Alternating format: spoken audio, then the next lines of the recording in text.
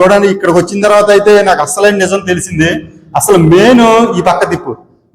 చూడండి ఈ రూమ్ లోకి అయితే మేము ఇప్పుడు వస్తున్నాం లోపలికి.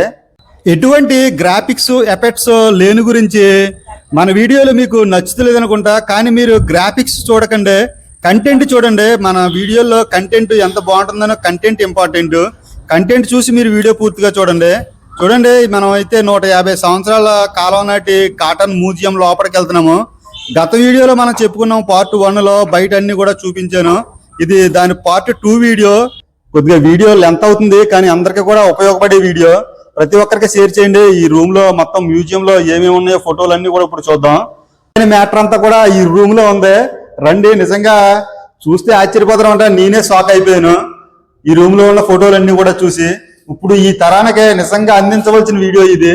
చూడండి గోదావరి ఎక్కడ స్టార్ట్ అవుతుంది, ఎన్ని పాయల కింద ఈడిపోయింది, ఎలా సముద్రంలో కలుస్తుంది అని మొత్తం అంతా కూడా చాలా డీటెయిల్ గా క్లియర్ గా అయితే ఇందులో మెన్షన్ చేశారు. ఇటువంటిది ఇంకో చిత్రం ఉంది, అది చూస్తే నిజంగా ఆశ్చర్యపోతారు అనమాట. వేరే చోట ఉంది, చూపిస్తాను రండి. చూడండి దీన్ని చూసారు కదా. చూడండి ఇతనే కాటన్ ద్వారా ఇతను కట్టడం స్టార్ట్ చేసేవాట బ్యారేజ్. అయితే అసలు ఇతను ఎంతవరకు కట్టాడు అనేది కూడా ఇందులో అయితే పూర్తిగా ఉంది. అందరూ కూడా ఇప్పుడున్న బ్రిడ్జి కాటన్ ద్వారా గారే కట్టారని అందరూ అనుకుంటారు. కానీ చూడండి ఇక్కడికి వచ్చిన తర్వాత అయితే నాకు అసలైన నిజం తెలిసింది. అసలు మెయిన్ ఈ పక్క తిప్పు.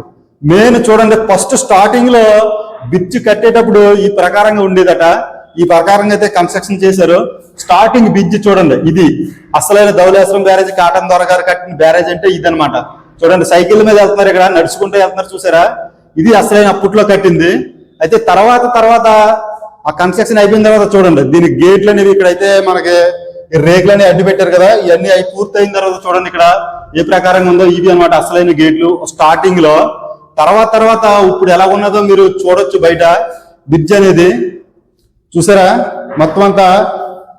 అయితే ఇంకో రూమ్ లోకి వెళ్దాం, ఇక్కడ ఏమున్నాయో చూద్దాం ఒకసారి.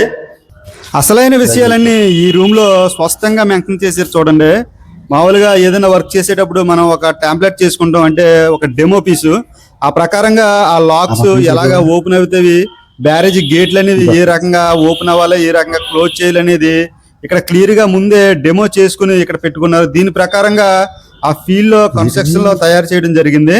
చూడండి ఇక్కడ హెడ్ లాక్ ఛాంబర్ అనేది ఒకటి ఉన్నది. ఈ హెడ్ లాక్ ఛాంబర్ అంటే ఏంటంటే మనకి పడవలో ఓడలో షిప్పులు సైడ్ అంతా వెళ్ళడానికి ఒక గేట్ అనేది తయారు చేశారు, బ్యారేజ్ సైడ్ అంటే వెళ్ళడానికి. అది కూడా చూడొచ్చు. మనం ఫస్ట్ లో స్టార్టింగ్ లో ఒక ఇమేజ్ చూపించాను కదా, ఆ ఇమేజ్ లో ఎక్కడి నుంచి అయితే గోదావరి స్టార్ట్ అయింది, ఎక్కడ ఎండ్ అవుతుంది అనేది ఇక్కడ మామూలుగా మనకి సిమెంట్ తోటి తయారు చేసి రూమ్ లో అరేంజ్ చేశారు.